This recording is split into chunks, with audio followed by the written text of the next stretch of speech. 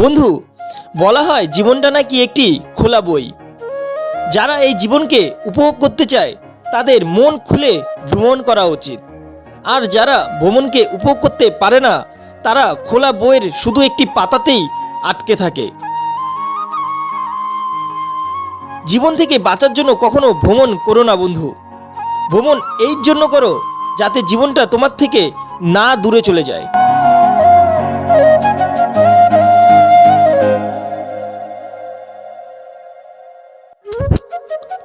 কয়েকদিনের সূর্যের প্রচণ্ড তাপে শহর যখন ক্লান্ত, তখন এই মনোরম শীতল এক অন্য পরিবেশে যেন আমরা শান্তিটাই যেন এক অন্য রকমের। এই রাস্তাটা দুধারে সবুজের এই দৃশ্য শরীরকে যেন ক্লান্ত ভাবকে কাটিয়ে শান্ত করে। বন্ধু, এটাই হলো আমাদের নর্থ বেঙ্গল।